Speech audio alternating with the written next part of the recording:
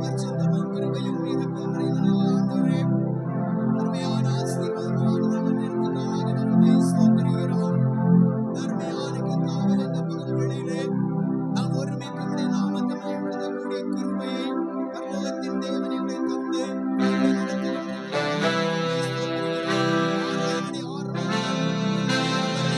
பரலோகத்தின் தேவன் எங்களுடைய மத்தியில் எழுந்தருளி அது மகிமையை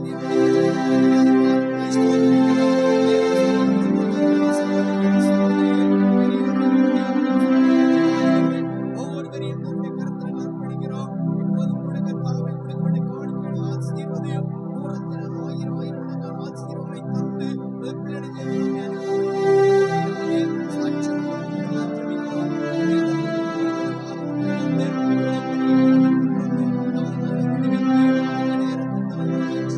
தந்து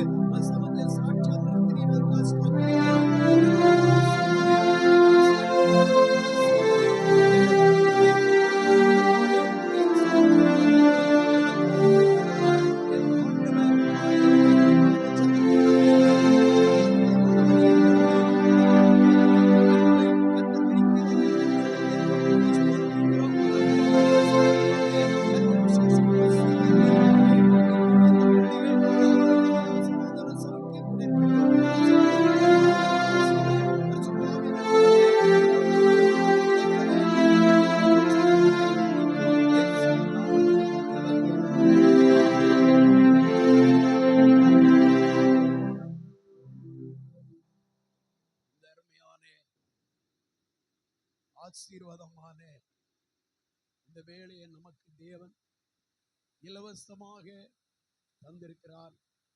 எத்தனையோ மக்கள் மரண படுக்கையில் இருந்து அவஸ்தைப்படும் போது, வேதனைப்படும் போது, நம்முடைய வாழ்க்கை இவ்வளவாக தேவனுக்கு நன்றி சொல்லவும், தேவனை துதிக்கவும், அவருடைய நாமத்தை மகிமைப்படுத்தவும் கர்த்தர் கடந்த 11 மாத காலமானவை பாதுகாத்து இந்த 12வது மாதத்தின் 7ஆம் தேதியை கண்டு முதல் ஞாயிற்று கர்த்தருக்கு நன்றி சொல்லும் பாக்கியத்தை தந்த கரங்களை தட்டி எல்லாரும் கர்த்தரை ஸ்தோத்திரித்து மகிமைப்படுத்துவோம். ஹல்லேலூயா, ஹல்லேலூயா, ஹல்லேலூயா.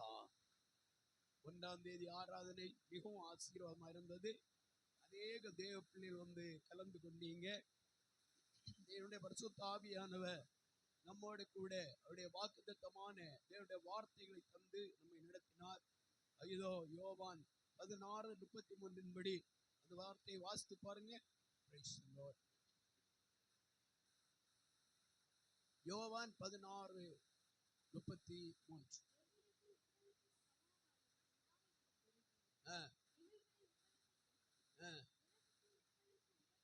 உலகத்தில் உங்களுக்கு உபத்திரவம் உண்டு, ஆனாலும் திடன் கொள்ளுங்கள்,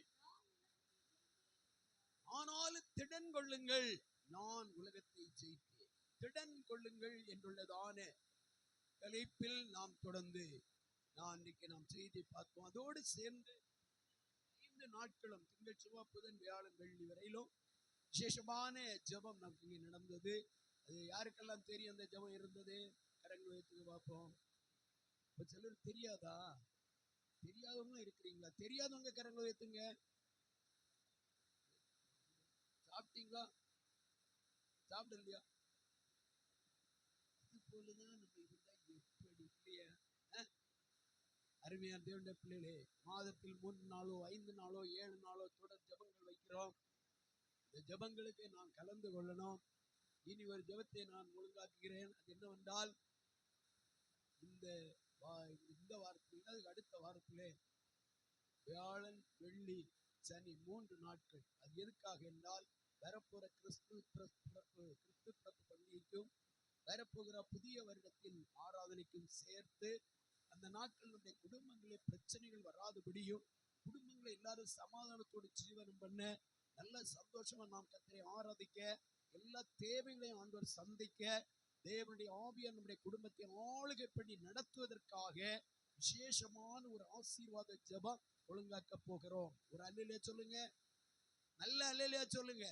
கையை இப்படி நல்லா சொல்லணும். எல்லாரும் கரை உயர்த்தி அல்லேலூயா சொல்லுவோம்.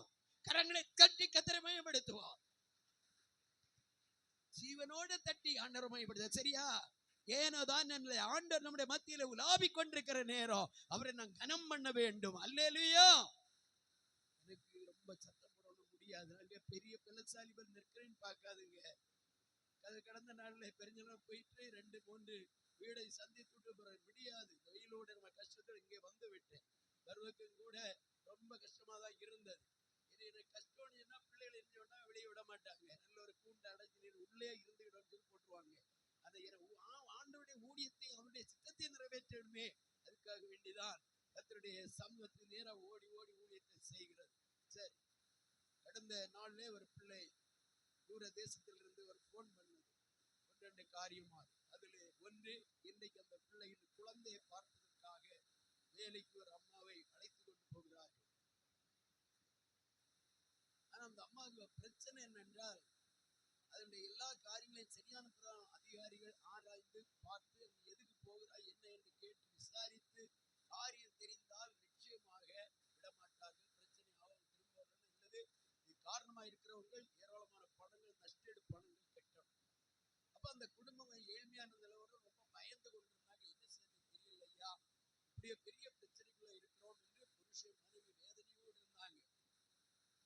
கர்த்தருடைய கிருபையினால் கடந்த நாளும் இந்த நாள் காலையிலுமாக தொடர்ந்து ஜெபித்தோம். இங்கே உள்ளதான நேரப்படி ஒரு 9 மணிக்கு ஒரு போன் வந்தது. என்ன என்று கேட்டேன். ஐயா, எல்லா செக்கப்பும் முடிந்து இந்த அம்மாவை கர்த்தர் அற்புதகரமா விடுவித்திருக்கிறார். இன்றைய தினம் அங்கே உள்ள நேரப்படி 2-2:30 மணிக்கெல்லாம் அவங்க அங்க வந்து சேர்ந்துருவாங்க, பிரச்சனையே இல்லை என்று ஆனந்தமாக ஆண்டவருக்கு நன்றி சொல்லி அந்த பிள்ளை தேவனை துதித்தாள். ஒரு அல்லேலூயா சொல்லுவோமா? ஜெபத்துக்கு என்ன உண்டு? பதில் உண்டு. சில வீடுகளில் நான் இன்னும் வருவேன், உங்களுக்கு ஜெபம் வைக்கணும்னு சொல்றேன். ஆனா அவங்க நிறைய சிலர் அதை பெரிய காரியம் எடுக்கல பாருங்க. அதனால நான் இங்க விட்டு யாருக்கு வாரேன், ஜெபம் பண்ண வாரம் எனக்காக வேண்டி செய்தது போல இருக்கு. சில குடும்பங்கள் சொல்லி பார்த்தேன். சிலர் சந்தோஷம் சரி என்று ஒத்துக்கிறாங்க. சிலர் கேட்கிறாங்க வாங்க அப்படின்னா போக முடியும். ஆவியான நடத்தைப்பட்டா எனக்கு போக முடியும்.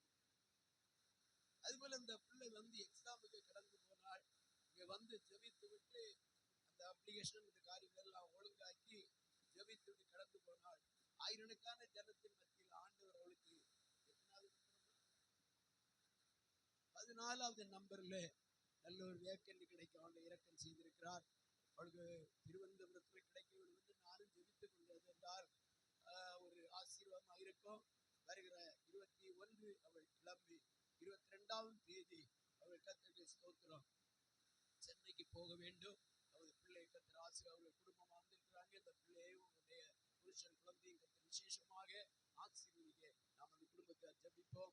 பேபியுடைய வாழ்க்கையில் வந்த பெரிய மரணக்கட்டு 1-2 அல்ல 7-70 தடவை ஆண்டவர் மன்னிக்கணும்னு சொன்னார்.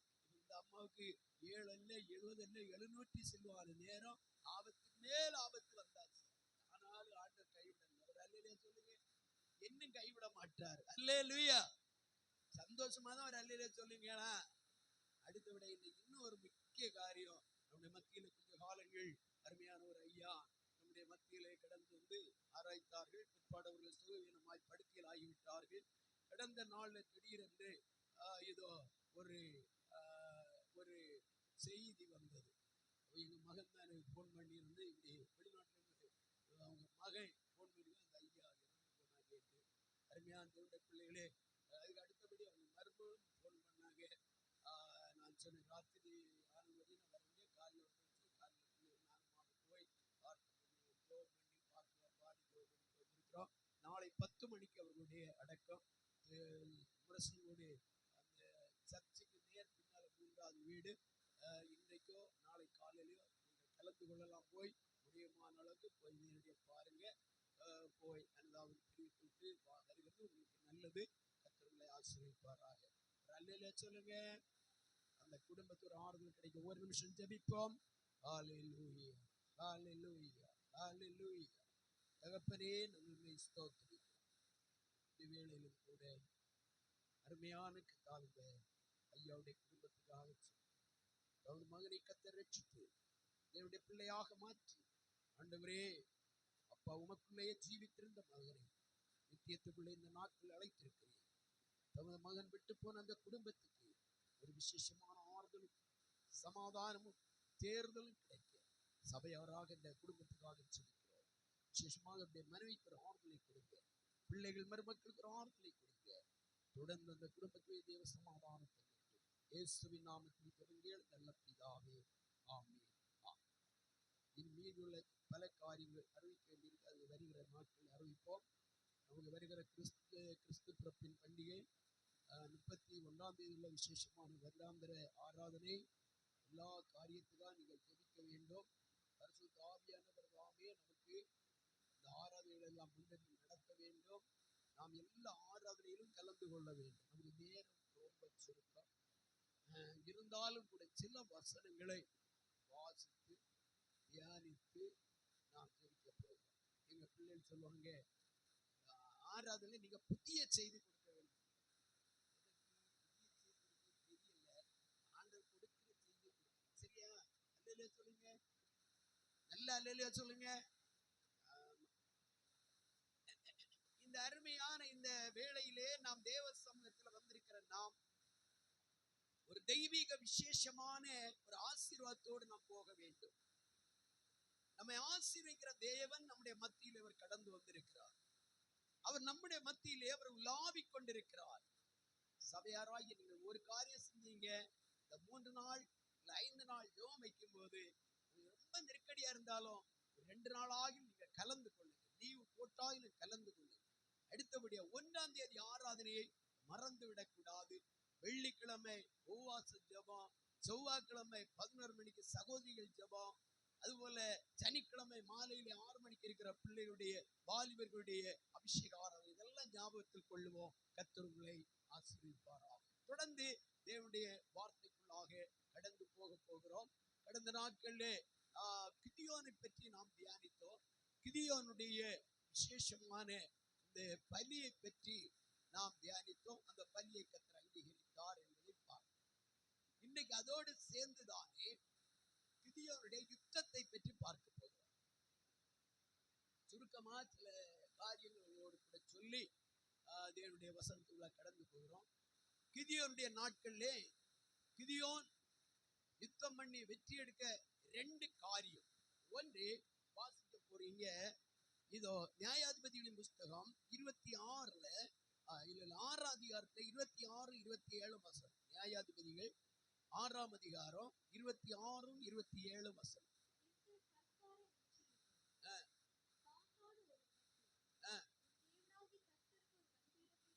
உன் தேவனாகிய கர்த்தருக்கு ஒரு பலிபீடத்தை கட்டி அதன் 2ஆம் காளையை கொண்டு வந்து அதில் நீ வெட்டி போட்ட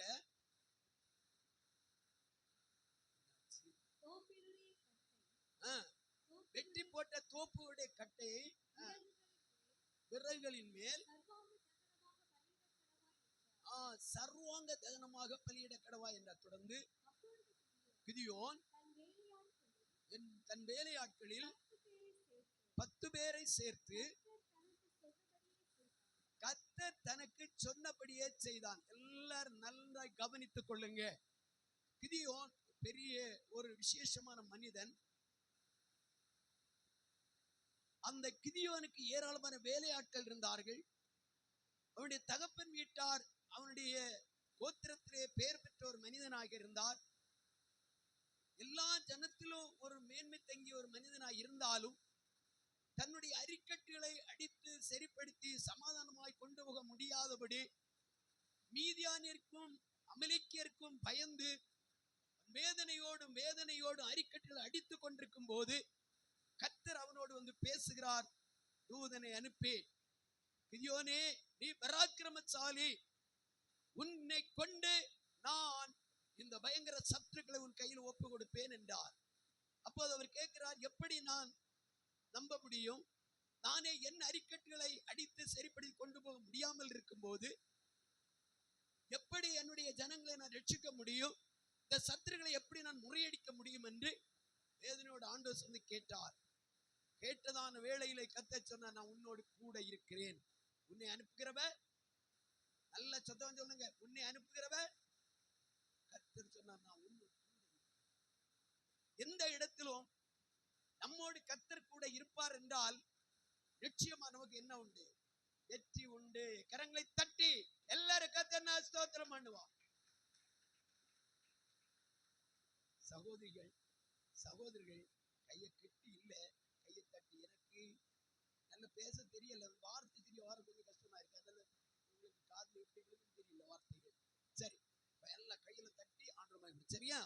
அப்ப முதலாவது இந்த கிதியோனிலே காணப்பட்ட ஒரு முக்கியமான காரியம், இந்த வார்த்தை அங்கு சொல்லப்பட்டிருக்கிறது. கர்த்தர் சொன்னபடி கிதியோன் செய்தான். எப்படி? கர்த்தர் சொன்னபடி கிதியோன் செய்தான் அப்படின்னா, கிதியோன் தேவனுக்கு ஒரு கீழ்ப்படுகிற மனிதன். எந்த ஒரு தேவ பிள்ளை தேவன் சொல்லுகிறபடி கீழ்ப்படுகிறார்களோ அவர்களுடைய வாழ்க்கையில தேவன் எதிர்பார்க்கிறபடி அந்த மனுஷனை, அந்த மனுஷியை தேவன் பயன்படுத்த முடியும். கரங்களை தட்டி எல்லாரும் கர்த்தரை ஸ்தோத்திரம் பண்ணுவோம். கீழ்ப்படிதல் தேவ சமூகத்தின் அற்புதமான வழிகளை திறக்க ஆரம்பிக்கிறது.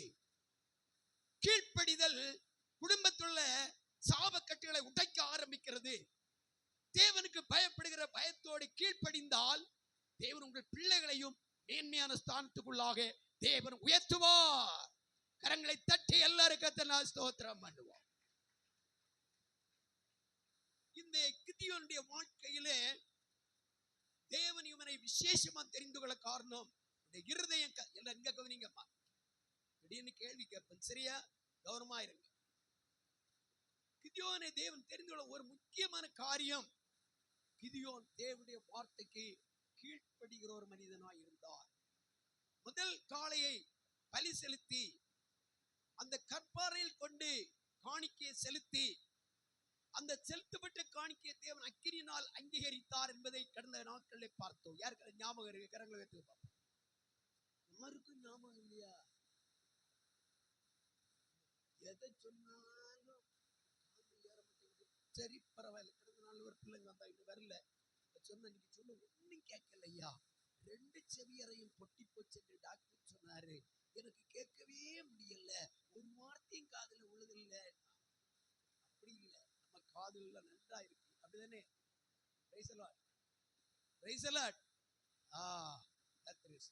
முதலாவது அவனுடைய கீழ்ப்பட்டு. இரண்டாவது என்ன என்பதை பார்ப்போம். 6ஆம் அதிகாரம் 34வது வசனத்தை ஒன்று வாசிப்பார். அப்பொழுது கர்த்தருடைய ஆவியானவர் கிதியோன் மேல் இறங்கினார். பாருங்க, கிதியோன் மேல் கர்த்தருடைய ஆவியானவர் இறங்கினார் என்பதை அங்கே நாம் பார்க்கிறோம். முதலாவது, இந்த கிதியோனை யுத்தத்துக்காக தேவன் தெரிந்தெடுக்க காரணம் அவனுடைய கீழ்ப்படி. இரண்டாவது, கர்த்தருடைய ஆவியானவர் அவன் மேல் இறங்கினார். Praise the Lord. Praise the Lord. Praise the Lord. நம்முடைய வாழ்க்கையில் எப்போதும் தேவன் நம்மிடத்தில் எதிர்பார்க்கிறது கீழ்ப்படிதல் எதிர்பார்க்கிறார். ஆபிரகாமை குறித்து நாம் படிக்கும் போது கர்த்தர் சொன்னபடி ஆபிரகாம் கீழ்ப்படிந்து தான் போகிற இடம் இன்னதென்று அறியாமல் புறப்பட்டு போனார். தேவ மனிதனாகி ஆபிரகாமை செல்வ சீமானாக தேவன் மாற்றினார். கரங்களை தட்டுவோம், ஆண்டவரை மையப்படுத்துவோம். இந்த நாள் பகல் வேளை தேவனுடைய வார்த்தை தேவ பிள்ளையே, நம்முடைய ஜீவியை எப்போதுமே கீழ்ப்படிதலை கற்றுக்கொள்ள வேண்டும். இரண்டாவது, கிதியோன் மேல் கர்த்தருடைய ஆவியானவர் இறங்கினார் என்று அங்கே நாம் வாசிக்கிறோம். தேவனுடைய பரிசுத்த ஆவியானவர் ஒரு ஆத்தும மேல் இறங்கும் போது யாராய் மாறுகிறான்? பராக்கிரமசாலியாய் மாறுகிறான். யாராய் மாறுகிறான்? பராக்கிரமசாலியாய் மாறுகிறான். அந்த பராக்கிரமசாலியாய் மாறினதனுடைய கிதியோனுடைய வாழ்க்கையில் காணப்பட்ட ஒரு முக்கிய காரியம், ஆண்டவருக்காக வேண்டி அவன் வீர தீரமாய் நின்று ஆண்டவருக்காக யுத்தம் பண்ண அவன் ஆரம்பிக்கிறான். அவனுடைய பயம் மாறுகிறது, திகில் மாறுகிறது, வெக்கம் மாறுகிறது, துக்கம் மாறுகிறது. கடந்த நாள்ல கேட்டேன், இந்த கேலண்டர் எல்லாம் கொடுக்கணும், எத்தனை பேர் வாரீங்க? யாரெல்லாம் வாரான்னு சொன்னதுல நானும் சபையார் எல்லாம் இப்ப நம்ம பின்னாடியிலே வந்துருவாங்க. அந்த காடுகளிலே, மேடுகளிலே, வனாந்திரத்திலே, குகைகளிலே எல்லாம் போய் கொண்டு கொடுத்துட்டு வரலாம். அடிச்ச கேலண்டர் தகைதோன்னு நினைத்தா ஒரு கடைசியில கேட்டு பகை இடையில ஒரு நாள் யாரும் கையெடுக்கவும் இல்லை, வாய் எடுக்கவும் இல்லை, கப்டு உட்கார்ந்துட்டாங்க, பயந்துட்டாங்க. அருமையான தேவனுடைய பிள்ளைகளே, கர்த்தருடைய சேனையிலே நின்று ஆண்டவருக்காண்டி செயல்படக்கூடிய இருதயம், பரிசுத்த ஆவியுடைய அபிஷேகம் ஒரு ஆத்மாவுக்குள்ள வரும்போது தானே அது எழும்பும். கரங்களை தட்டுவோம், ஆண்டவரை மகிமைப்படுத்துவோம். எப்போதுமே நம் தேவனுடைய காரியங்கள்ல ஆண்டவருக்காக செயல்பட உற்சாகமாய் நிற்க வேண்டும், உற்சாகமாய் நிற்க வேண்டும். கர்த்தருடைய ஊழியம் நான் செய்ய வேண்டும், நான் போகாவிட்டால் யார் போவது? அவருடைய வாழ்க்கையில உலக வேலைதான் பெரிதாக நினைத்து கொண்டிருப்பாங்க. இல்ல, முதலாவது கர்த்தருடைய வேலைதான் உன்னதமான வேலை, பெரிய வேலை. அதனால உங்களுடைய குடும்பங்களுக்கு அநேக ஆசீர்வாதங்களை கர்த்தர் தருவார், சில சாப கட்டுகளை கர்த்தர் உடைப்பார். ஆண்டவருடைய ஊழியக்காரலான வேவு பார்க்க போனதான பிள்ளைகளை அந்த எரிகோவில் இருந்ததான அந்த ராகாப் ஏற்றுக்கொண்டு பணிவிடை செய்தால், சத்துருக்களுக்கு மறைத்து வைத்தவர்களை விடுவித்து அனுப்பினாள். ஆனால் பெரிய யுத்தம் அங்கே வருகிறது. எரிகோவின் கோட்டை உடைந்து விழுகிறது. சத்துருக்களை எல்லாம் அவர்கள் இந்த தேவ ஜனம் முறியடிக்கிறார்கள். முதலாவது இந்த ராகாபையும் அந்த குடும்பத்தின் தேவன் விடுவிக்க ஆரம்பித்தார். தேசத்திலே எத்தனை கொள்ளை நோய் வந்தாலும், தேசத்திலே பஞ்சம் வந்தாலும், எத்தனை பிரச்சனை வந்தாலும், நீயும் உன் பிள்ளைகளும் விடுவிக்கப்பட வேண்டும் என்றால், ஆண்டவருக்கு வைரக்கமாய் நிற்பாய் என்றால், எந்த சூழ்நிலை கர்த்தர் பாதுகாப்பார். கரங்களை தட்டி எல்லாரும் கர்த்தரை ஸ்தோத்திரம் பண்ணி மகிமைப்படுத்துவோம். எந்த சூழ்நிலையோ அவர் அன்பினின்று என்னை பிரிக்காது காத்து கொள்வார். எந்த சூழ்நிலையும் என்னை பிரிக்காது காத்து கொள்வார். என்னை நம்பியவர் தந்த பொறுப்பதனை அவர் வரும் வரை காத்து கொள்வேன். என்னை நம்பியவர் தந்த பொறுப்பதனை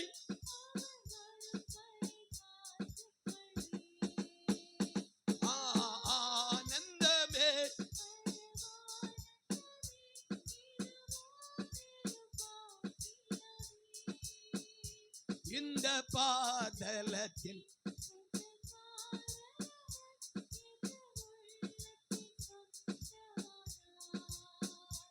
இந்த பாதலத்தில்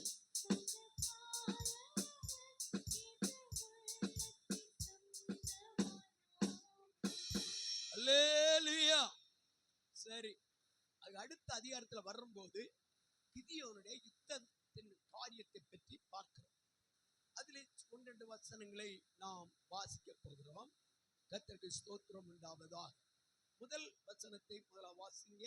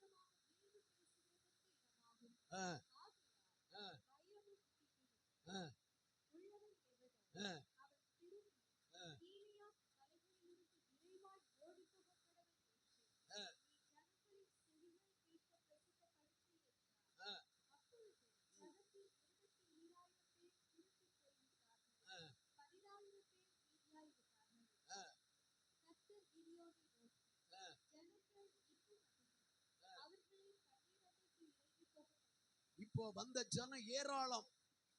இவர் என்ன செய்ய, பரிசுத்த ஆவியான ஊற்றப்பட்ட உடனே, அந்த பரிசுத்த ஆவியான இறங்கின உடனே அவர் எக்காலம் ஊத ஆரம்பித்து விட்டார். உடனே சத்துருக்கள் இவருக்கு எதிராக படை திரண்டு வந்து விட்டார்கள். 3 விதமான கூட்டத்தார். முதலாவது மீதியானியர், இரண்டாவது அமலேக்கியர், மூன்றாவது கிழக்கத்திய புத்திரர். மணலத்தனையான சத்துருக்கள் இந்த கிதியோனுக்கு எதிராக எழும்புறாங்க. இந்த நாள் பகல் வேளையில் தேவனுடைய வார்த்தை கேட்கிற தேவ பிள்ளைகளே, நீ அதிகமாக ஜெபிக்கணும், ஆண்டவருக்காக வேண்டி எழும்பணும் என்று நீ உன்னுடைய இருதயத்தை தாகத்தோடு வாஞ்சியோடு பாரத்தோடு ஒரு விசேஷமான தீர்மானத்தோடு நீ எழும்பும் போது உனக்கு முன்னும் பின்னும் இடதுவலமாய் சத்துருக்கள் எழும்புவார்கள். ஹல்லேலூயா, ஹல்லேலூயா. பயப்படக்கூடாது. கிதியோன் பயப்படல. அருமையான தேவனுடைய பிள்ளை, ஒரு நாள் பயந்து கொண்டிருந்த மனிதன் தேவனுடைய வார்த்தை கீழ்ப்படிந்தபடியினால், தேவனுடைய பரிசுத்தாவின் மேல் ஊற்றப்பட்டபடியினால் பெரிய பராக்கிரமசாலி அந்த மனுஷனை கர்த்தர் மாற்றினார். நம்ம எப்போதுமே ஆண்டவரே உம்முடைய சித்தத்தை நான் செய்யணும், உமக்கு சித்தமான காரியத்தை செயல்படுத்தணும், உமக்கு பிரியமான காரியத்தை நிறைவேற்றணும், உம்முடைய வாஞ்சனை நிறைவேற்றணும். காலையில இந்த ஐயாவுடைய சடலத்தை பார்க்கும் போது என்னுடைய இருதயம் அப்படியே யோசித்தது என்ன தெரியுமா? அவர் எப்போ பார்த்தாலும் இந்த அருமையான சகோதரர் வேலை செய்து கொண்டே இருப்பார். ஒரு பெரிய மிஷன் ஓடுனது போல, அப்படியே எந்திரம் ஓடுன போல ஓடிட்டே இருப்பார். யாரா வேலைக்கு அவங்க எல்லாம் ரொம்ப துரிதப்படுத்துவார். என்ன செய்கிற, எப்படி செய்கிற, அது நம்ம ஜெபிக்க போனா விட மாட்டோம். ஒரு ஜெபம் எல்லாம் அவருக்கு போதாது. 2 பெரிய வீடை கட்டி இருக்கிறார். 2 வீட்லயும் கூட்டிட்டு போய், ஐயா இந்த முக்கு வாருங்க, அந்த முக்கு வாருங்க, இங்க வாருங்க, அங்க வாருங்க, கூட்டிட்டு போய் எப்படி ஊழியக்காரரா என்ன கொஞ்சம் வேலை காட்டிடுவார். நான் ஏன் இப்படி பார்த்தா அவர் எப்போதும் ஜெபிக்கணும், பைபிள் எல்லாம் வாசிக்கணும், எப்போ ஆண்டவரோடு கூட நெருங்கணும். அப்படிப்பட்ட ஒரு விசேஷ தாகம் உள்ள மனிதன். அல்லேலூயா சொல்லுங்க, அல்லேலூயா சொல்லுங்க.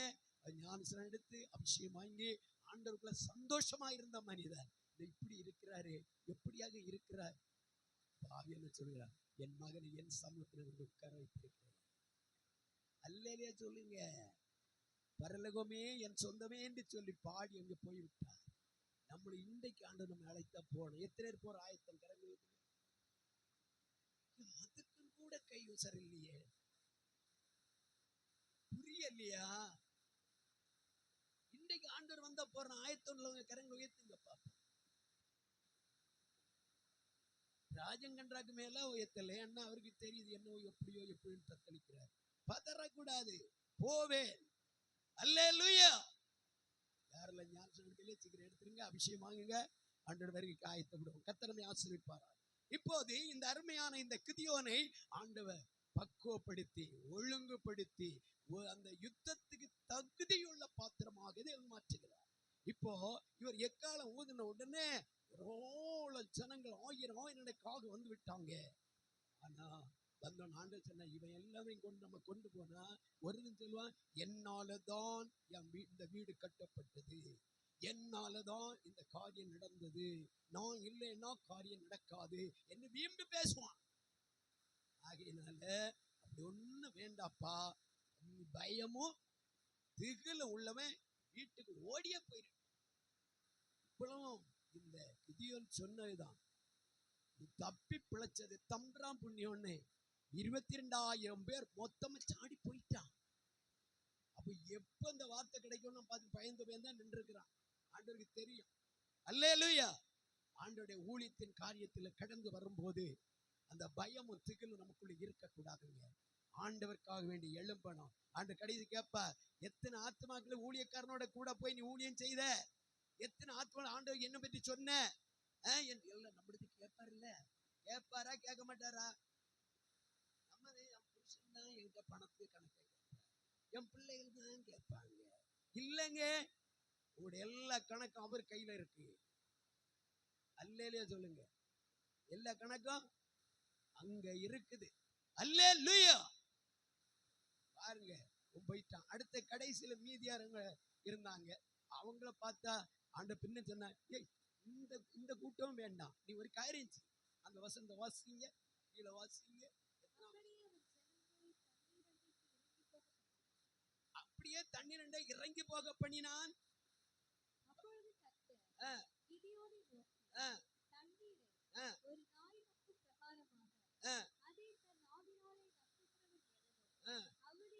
அவனை தனியையும்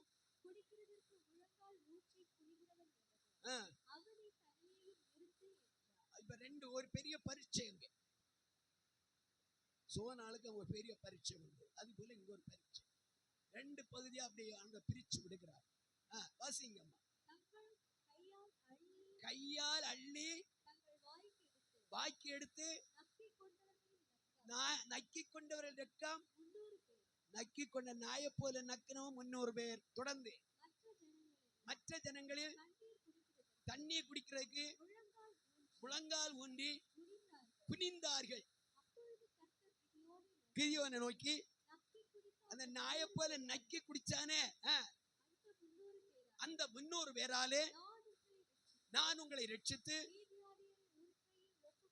மீதியானவரை உன் கையில் ஒப்பு கொடுப்பேன். எல்லாரும்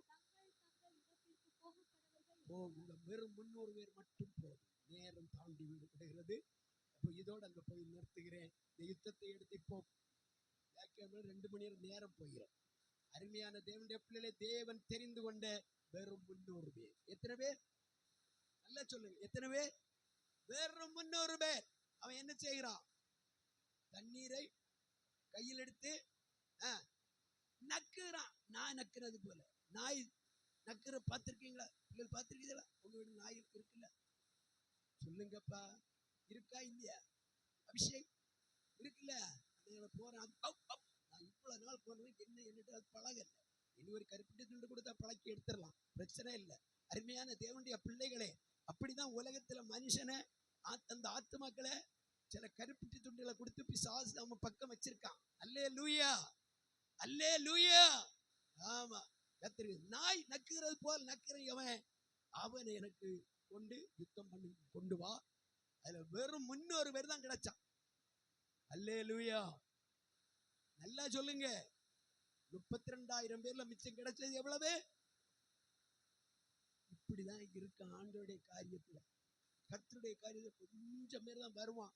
அத்தனை பேரும் பரிசுத்தாக்கி நித்தியத்தை கொண்டு உட்கார வைப்பார். இங்க பாருங்க, இந்த 300 பேரும் என்ன செய்தான்? நாய் நக்கிறது. அர்த்தம் என்ன தெரியுமா? முழுமையாக அந்த அவன் செய்கிற காரியத்தை முழுமையாக நக்கி முழுமையா செயல்படுத்தி விடுகிறவன் தான். அதான் நாய் நக்கிறது. கடந்த நாட்கள்ல இன்டர்வியூக்காக வேண்டி ஒரு வாலிபன் என் வீட்டிலிருந்து கடந்து போனான். அப்ப தாயார் நல்ல ஜோம் பண்ணி விட்டா, நீ போ மக்களே, நீ போ, போயிட்டு வா என்று.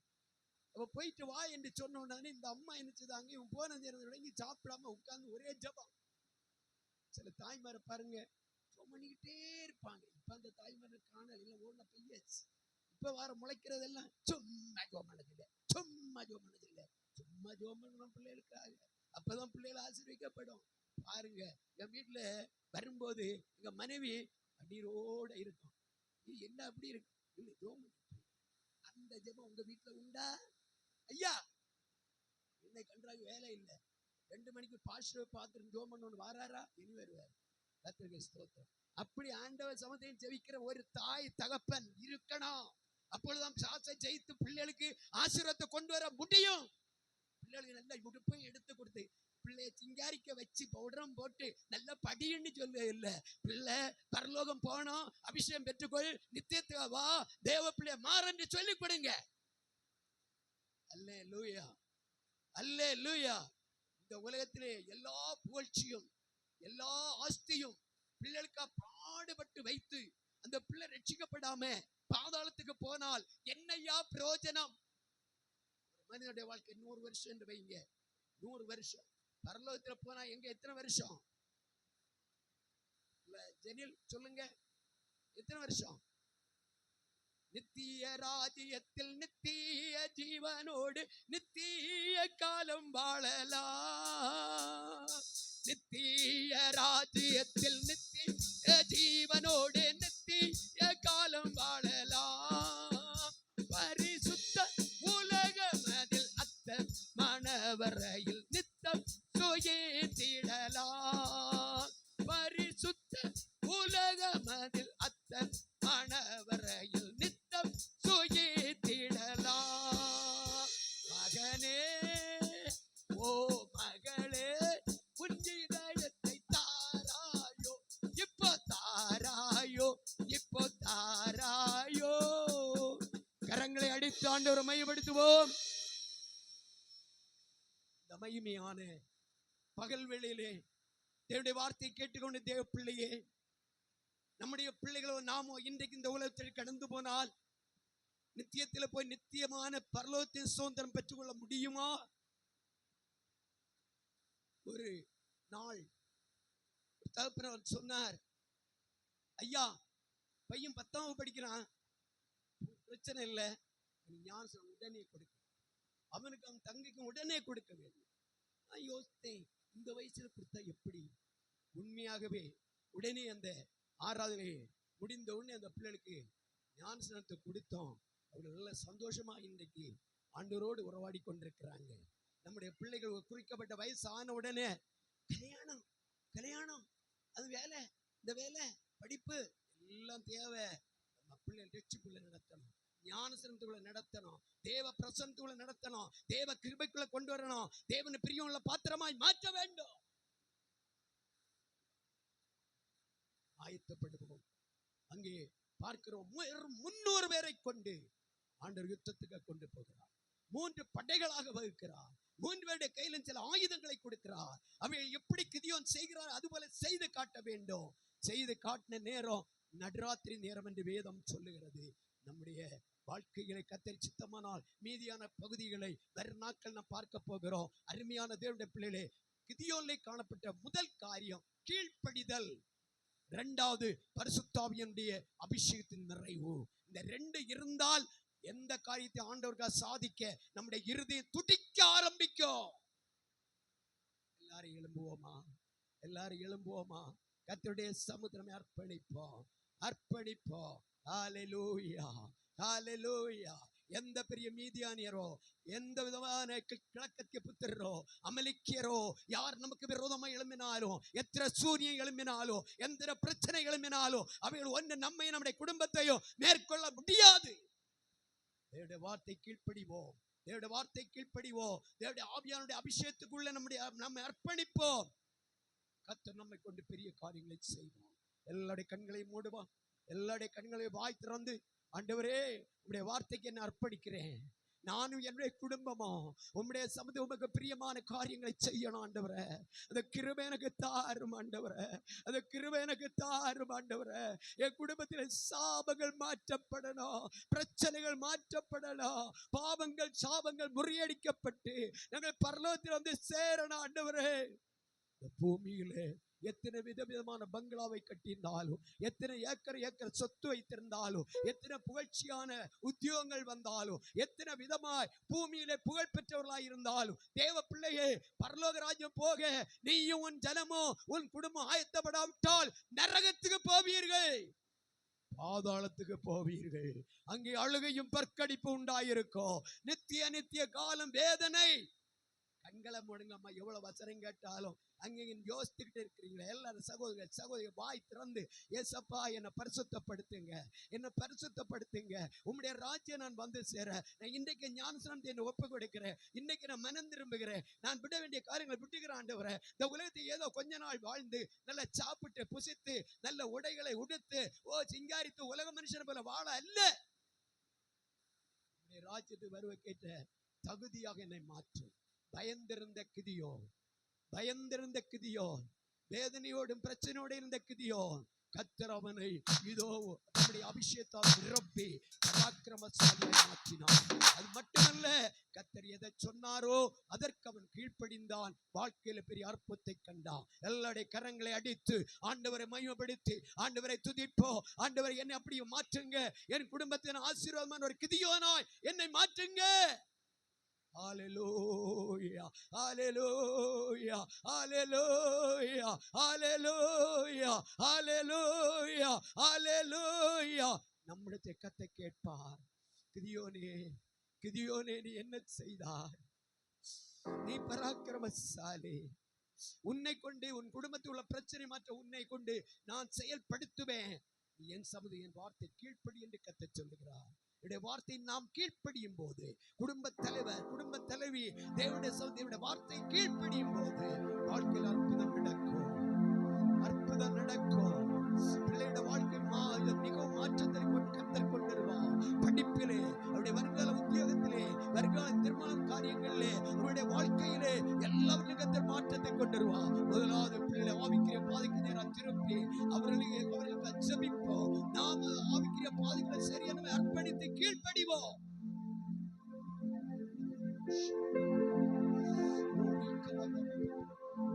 தீக்க இயேசுவின் ரத்தம் ஜெயம், இயேசுவின் ரத்தம் ஜெயம். ஓ, இந்த நாள் பகல்வே பரிசுத்த ஆவியானவர் தமது பிள்ளைகளோடு கர்த்தருடைய மகிமையை வெளிப்படுத்திக் கொண்டிருக்கிறபடியா நன்றி, நன்றி, நன்றி, நன்றி.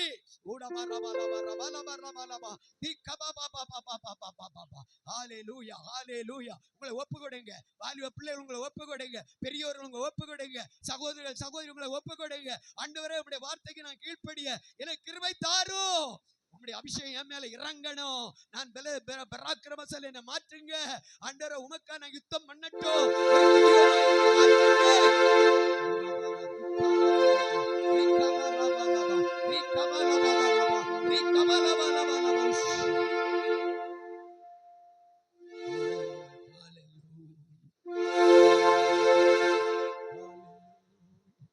Hallelujah.